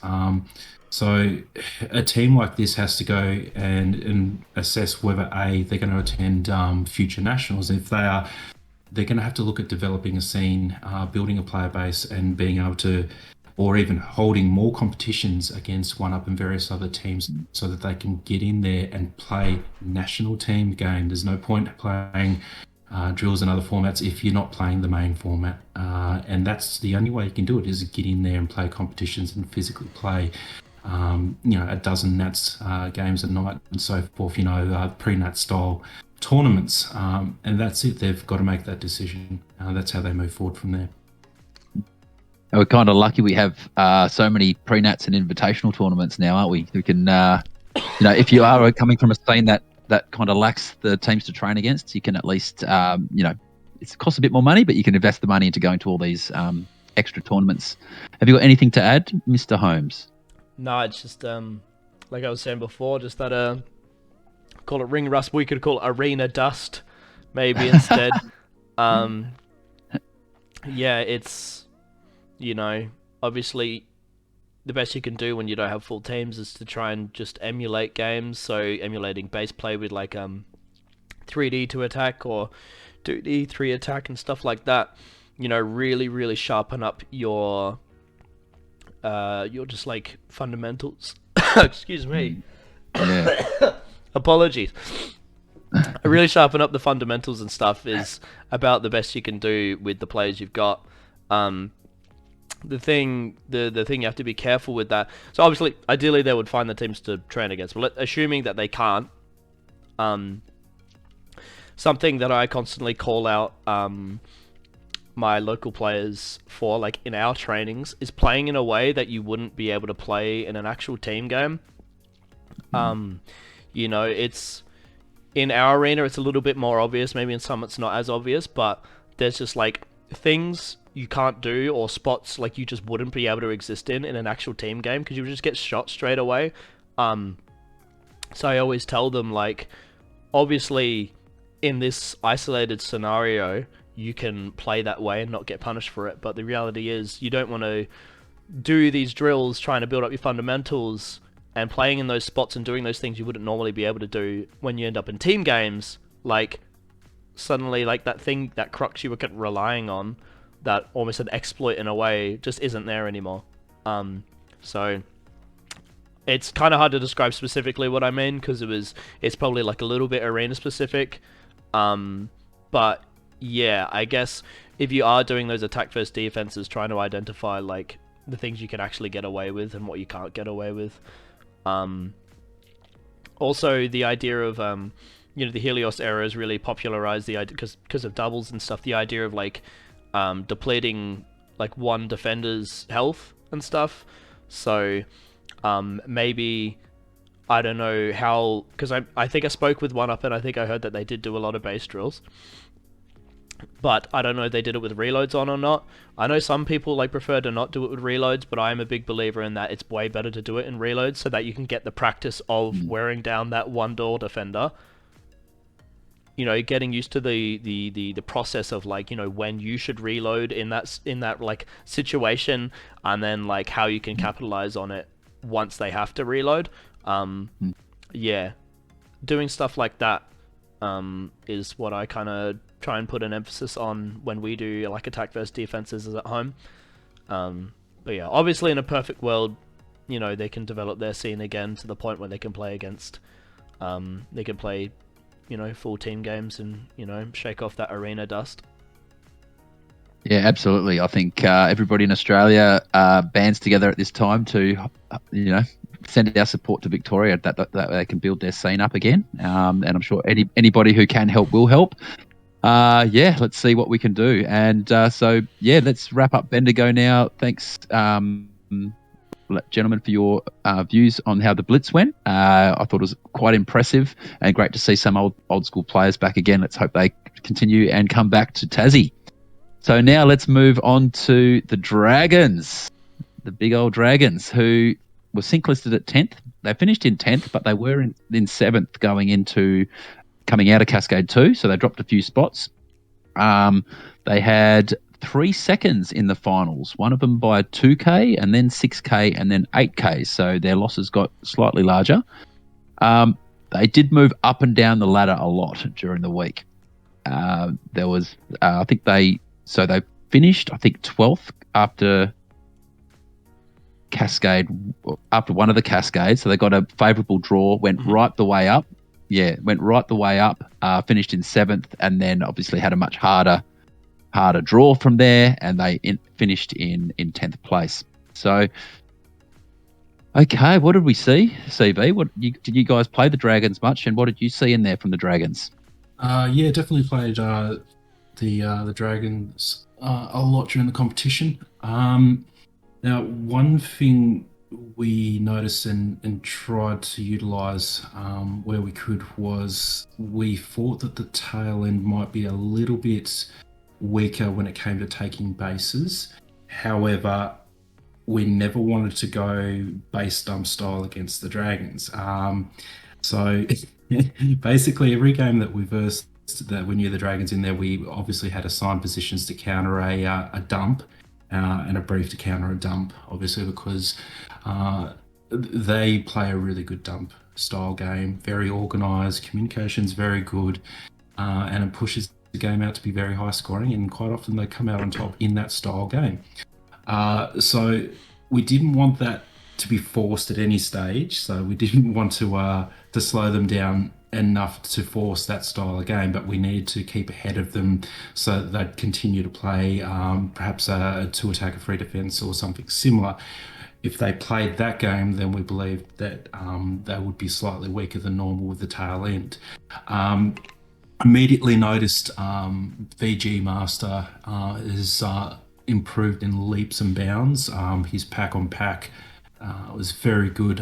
He would go out with a combination of Nufa and Gustus to go and get those early bases, and he would take the supporting position to support that player to push him through a base. And trying to take him on, he quite often would beat me on one-on-one more than I'd beat him. I could definitely tell you that.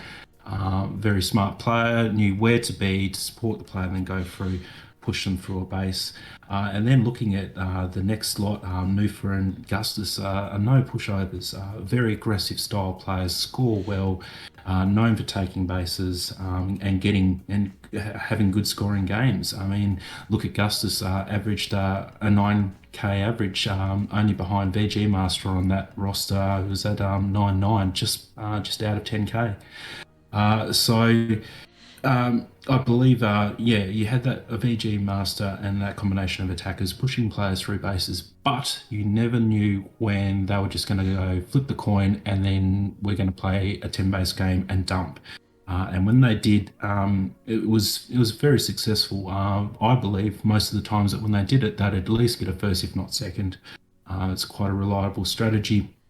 But I believe when the tournament progressed, the meta became more defensive, it became more risky to just go throw out a dump straight away, and you could easily get exploited and ditched into third if it went wrong. You didn't get those bases, and that's how it could possibly end. So one thing I would note with this particular team, though, they did get and suffer a lot with the flu, and I swear Garn nearly died at one point. I saw the poor man who was this coughing and spasms, and it wasn't good. But anyway, I believe there may have been some attribute to them to falling on the last day, not being able to perform in that fashion. It's very hard to play in that sort of condition. It may have attributed it to them not getting the first and instead getting the second in that particular case, not being completely 100%, you know. But that was a general summary there. With their defence, you have a combination of Garn Dragon, that guy. Good comms there, reliable defence. But one thing with this particular team, if you drew a game out long enough, they would become increasingly more offensive. If they push too many people out, you could go through and get a quick few hits if their defence was slightly weak for a period of time. But you had to play the long game for that one and be patient and just verse them pack on pack, because once you get past VG Master and Nufa, it gets a little bit weaker on the tail order when it comes to pack and pack and so forth. It's interesting to note how teams' playstyles reflect the arenas they come from, which totally makes sense that would be the case. I'm not sure, did any of the Canberra guys talk to you about whether they currently play with base evacuation at Canberra? Because they didn't used to play with base evacuation. Yeah, I didn't have a chat with any of them about that, but yeah, I've kind of forgot that that's a thing. Yeah, they definitely favoured like that dump, very high base game style, which I didn't play Canberra Nats, but was that a high base, high scoring arena, or? Can't even remember. 2013 is a long time ago, but I don't think it really necessarily was, to be honest. From memory, I can't remember it being a lot of dumps on. But I have noticed just over the years, the sites that have either no base evac or they have, like Bendigo, for example, there's no real strong internal positions. And we had Werribee 2011 was like that as well. That can become a little bit like favourable for dump strategies, essentially. So it's no surprise that Canberra are very good at executing a dump and manage, because what's the biggest challenge, I guess, with a dump is, one, you've obviously got to be able to roll the bases, but also keeping your field points accumulating over whilst you're basically in a massively congested situation. So it sounds like they were quite good at that. They were quite good at keeping their field points ticking over, even though there was 10 plus people all at a base potentially. Did you guys see them play successful standard strategies as well? Did they have a bit of diversity in what they were doing? Yeah, they didn't do it every game, for sure. From what I saw, it seemed like the Dragons, it seemed like they tailored their strategies a little bit to the teams they were versing. It was less like, let's go in and play a standard game every game like we see from a lot of teams nowadays. Less like playing to the meta, I guess. And they seem to really tailor strategies to who they're versing. And then also, importantly, is it two teams that are supposed to be better than us? Is it one that's below and one above, or is it two that are below us? I feel like that played a lot into the decisions they made. We versed them a couple times. I say a couple, quite a few times across the comp. Yeah, we saw all kinds of games. We saw dumps that went really well. We saw standard games that didn't go as well for them. And we saw some kind of, there was, I specifically remember a game that went, I couldn't really tell what they were doing. We couldn't figure it out either, but yeah, they definitely had their best results when, like CV was saying, it broke out into a really high base game. But not so much when it didn't. Well, sitting at home, I was actually really pumped watching the Dragons. Just watching them compete. They're probably competing higher on the ladder than they've competed for a while. And now that's just me not pulling any facts, but just gut feel. It was great to see VG Master get a podium in solos. I felt like, okay, so they've got a marquee player now coming through who's top end. they've got Nickel as a side off now, which will, Nickelback. Nickelback. No, I said that on the stream as well last time, didn't I? You go. Got Nickelback. There we go, twice. There you go, everybody. Yeah, and I think that will, breathe some, some rejuvenative energy, some new energy into the place, and it'll be interesting to see how much of that energy he's putting into leagues and the local scene as well. Because I know running a ZLTAC business is not easy, and running the league is not the highest priority often when you're trying to keep the doors open. So it'll be interesting to see that if he can find the time to invest in and how passionate he is. But the fact that he was at Nationals, he was on the stream, he was being really active is a good sign for all that. So I feel like there's things for coming together for them, and the results this year were pretty decent. How do you guys see the future for the Dragons? CV, what would you say about the future for the Dragons? What could they work on to improve into the next tier, and what was your overall view of how they're positioned going forward? To be straight with you, I honestly believe Dragons deserve to be a couple of places high. They just had a really unfortunate last day. I reckon they deserve to be in about at least 8th, unlucky 9th, but 10th, I don't think they deserve that. For whatever reason, some of the combinations that they went out with didn't quite work out. But I believe there's a solid core of a team here. You've got your solos player there that's going to get really good pack in VG Master, and don't forget Nufa's won a solos as well. The next player, Gustus, is going to smash players through bases. You're going to see that in the future. So I believe if they can tighten up their defense more, they should be able to not drop so many bases, and if they can win those 5 to 6 base games, rely more on their attacking order, I believe it's going to be a little bit more of a versatile style gameplay. Right now, they're relying on some of those more higher scoring strategies. But I reckon if the tail end can really coordinate that defense, get those one-on-one duels, get the pack, and really punish the team for attacking them, then their attacking base is going to be worth so much more, and effectively be able to outscore the team more effectively. So if we see a tighter defense, more development in that particular area, it'll make those bases that the attacking order get worth so much more in the future. All right, and Holmes, you got anything to add to that? No, I'm just like, we're seeing a common theme of the teams around the mid tier having like a thing that they're like really good at, and a style of game that really benefits them, but the other, like the antithesis style gameplay is where they really struggle. So yeah, it's just interesting that we keep seeing that over and over again. But yeah, I hate to keep saying the same thing over again, but the best teams are the ones that are able to do everything. So if they want to crack into that top tier, they have to be able to play both of those style of games. So yeah, that's just everything that CV said. Summed it up pretty well, I reckon. Yeah, and I guess we've seen these guys at Nationals for a long time now, so I really hope that they stick together. Like you said, CV, you've got such a look down that list: VG Master, Nuff, Augustus, Garn. They've all been playing forever, and even Dragon and that guy have been playing for a long time now as well. So, with numbers at home that they can train against, another year under their belt, hopefully a few pre-nats. Really expecting a climb from them going forward. Just quickly, thank you, Dragon, for pulling my slack on that AEC shift I slept in for. You're a legend. Good on you, Dragon. Yeah. Extra votes from the Laser Sports Academy team for that one. Yeah. Beautiful.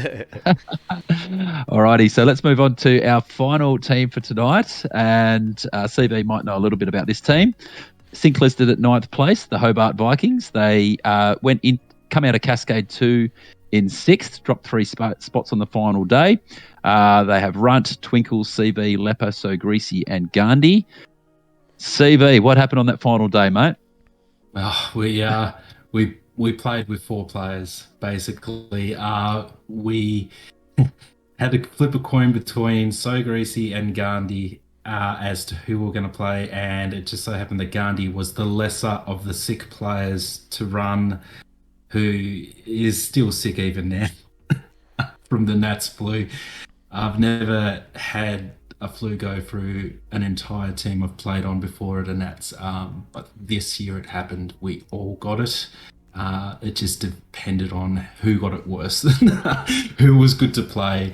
I've never not played a game, a day of laser tag before, but I literally couldn't physically get out of my bed for a particular day. I couldn't believe it. Anyway, we got a really unlucky second game. A couple of soft terms took us out of first place, literally into second.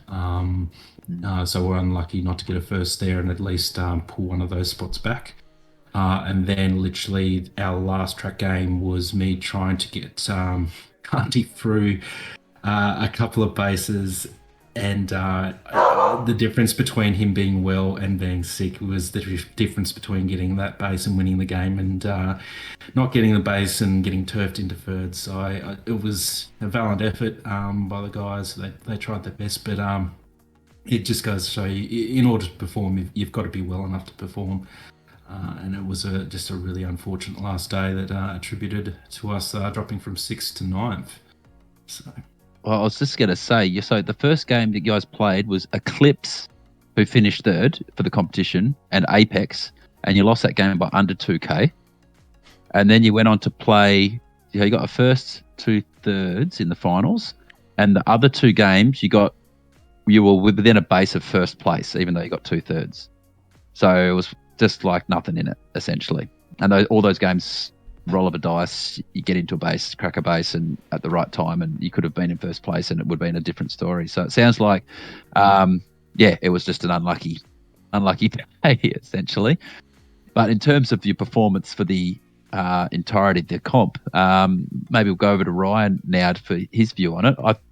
Watching from a distance, I was just like super rapt to see you guys competing at such a high level and playing such a variety of different game styles as well. You weren't one dimensional. You could play the dump games. You could play the tight games. It would really look like there was you had your game rounded out. That's what it looked like from a distance. How did you see it, Holmes? Yeah, it's kind of the we've been saying like the whole time about how teams in the mid tier having that one thing that they're really good at, like that one style of game, and the other side like not so good, and that lets them down sometimes. The Vikings were a team that we came up against like pretty often. I think probably versus you guys like 4, maybe 5 times. And yeah, it just, no matter what the game state was, no matter like whether they were losing or they were winning the game, like they were always a threat that we had to address properly, and we had to definitely give respect. Yeah, it's just one of those things, like you were saying, really unfortunate last day. I'm sure after those games, even in spite of everything that happened, I imagine every individual on the team had a moment in the game where like, oh, if I had just done X, then we would have won. It's just one of those things.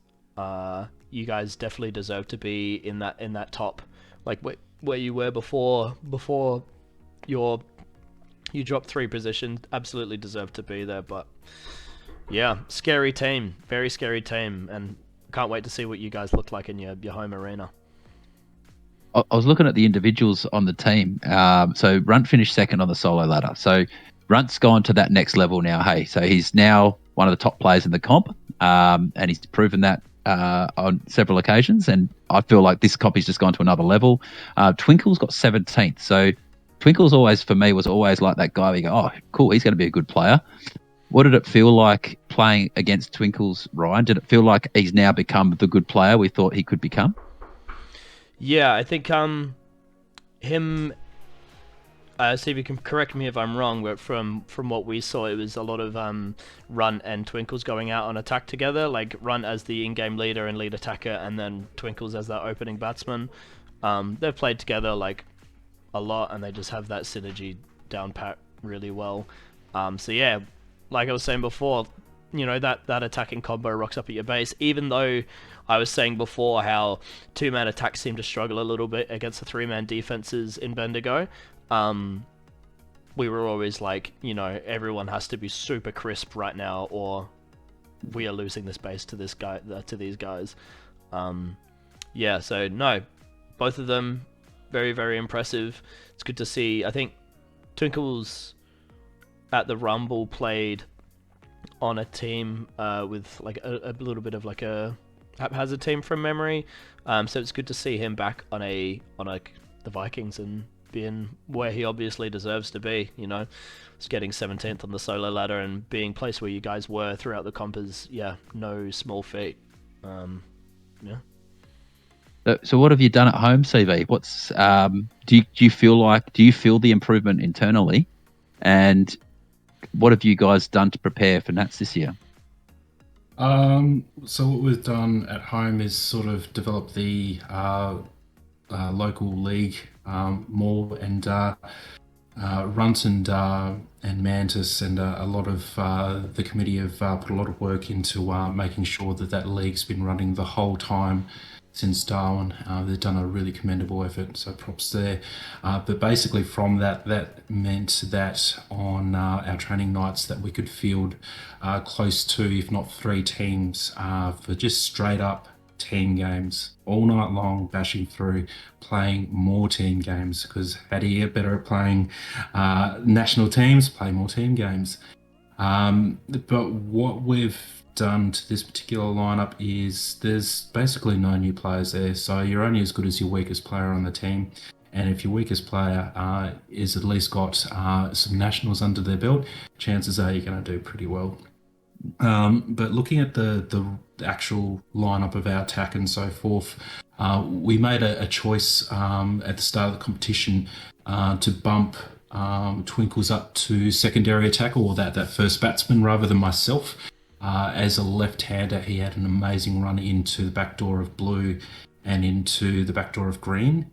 So we felt that combination with Runt would better exploit a team's defence rather than 2 right-handers trying to bump heads with a similar play strategy on attack. And literally the amount of times that Runt and myself shot each other sweeping around through to get pace was just... Anyway, so we sorted it out eventually.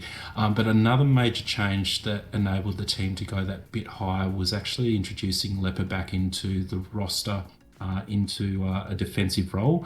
And I believe that Leper's one of the most experienced defenders that you could possibly have in a defence style strategy. Awesome on pack, and definitely very experienced enough to pass communicate on up the chain to run for a particular strategy that was being used against us, so that we can adapt that little bit quicker than what we used to. But basically, one of the strategies that we tried to push out a lot was just basically starting a slower game to push other players, or teams I should say, into unfavourable strategies or into panicking. So if we got a quick couple of hits, then played a pack point game, another team would have to react and play more offensive. As soon as that did, or that occurred, we were able to sort of break the game open a little bit more and rotate myself and some of the lower order like Leper and Greasy and Gandhi through those spaces. But generally, we weren't really aiming to play anything more than a 5 or 6 base game. We're very reliant on our defence and scoring high and converting off pack, which is something that we like to do a lot, and often trying to, even sometimes being a base or 2 down, still converting a win off that, which was good to see. It's a great feeling knowing that your team's strong enough on pack that if you're losing on base, you could still potentially pull a win. But no, props to Runt on taking the leads. Quite often it'd be just him out by himself with Twinkles as a rover, not necessarily even attacking, and Runt's still scoring 130% tag. That's on prepared defences. So props to him. I reckon he's definitely got some strong shoulders for the team this year.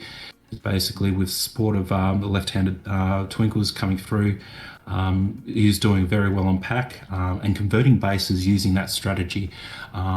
then the next attacking order was myself, which could quite easily attack with Runt anyway, to be able to push just a little bit more depth on the team for getting bases. When your third attackers, myself, it's very reliable to be able to go through and convert some extra bases from that as well.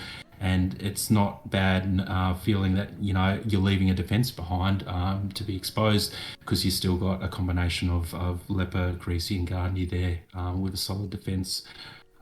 You'd probably notice that in general, the team managed to convert very well on tag ratio, which is the basis of scoring pack and making a lower base game, and the bases that we do get converting worth a lot more. I can remember thinking when I was watching your games throughout the whole tournament, actually, just how pretty the scoreboard was looking. Like, you could, after you watch a lot of games, you get familiar with the how a scoreboard feels. When certain things happen in the game, another team gets a jump on you, how quickly do you respond? If there's a dump on, does the team respond in the right way? And you can tell all that stuff by looking at the scoreboard. I can just remember throughout the whole comp going, you guys have gone to another level here. Like, it just felt like you were in control all the time. And even the games that you lost, you were never getting sort of blown out of the park. You were always like within arm's reach of victory, essentially. So, yeah. And not a lot of people realise. I can remember listening to the stream one night, people were asking about Leper and, how long's he been playing for? And I had to have a giggle to myself, because when Leper was at his peak, 2000 and mid 2000s to late 2000s ish, through to 2011, 2012, that was like his peak. He was like all Australian defender. Like, if you're going to pick an Australian team and go, okay, who we're going to have in defence, he would have been on it throughout that period of time. Incredible pack on pack player, and understands the game inside out. Like, didn't he start with the original Hobart domination team back in the early 2000s? Indeed, he did. Yeah, so he started 2003 to 2004, when Hobart were the first team to know how to play laser tag properly, when everybody else didn't know how to play laser tag properly yet. And everybody learned off Hobart in those early days. 2001 through to 2004, they were the premier team, and he was part of that. So he learnt off those guys. So, he's probably an old bugger like me now. So he'd probably not at his peak, but he'd be such an important addition to that team. Such a handy, useful player in defence there. That must have been a real buzz to have him back on the team. Oh, absolutely. And you could just tell our defence immediately got lifted by having him basically in the three at home. Comms got better. He was in a position where it's with new players, when you've got the standard triangle at a Bendigo defence, and one player moves forward to stop a sweep, and then the other player knows that they can stay back at sniper and still hold a spot, and then when that first player goes back to their position, then the sniper can move forward and just rotate that triangle and never keep it so that two players are in the same vicinity at once and just get railed. You never have to communicate that to a player like Leper, because he's automatically there where he needs to be, and communicating the vital calls that could be the difference between a player getting your base and that player getting shot from good communications. So just having the experience, and when you take him out for attack, he goes to where he's needed, and if he's not there, it's communicated. He's always where he needs to be, reads the play, and you can only really get that over time and experience, just in general. So we're going to your home deck next year. You demonstrated to the whole Australasian community that you're going to be a force to be reckoned with down there. Where do you, in addition to playing at home, where do you think your improvements will come from? And will you come with a similar lineup as well, I should ask? We lose one player, I think. So far, Greasy's expressed the desire to retire.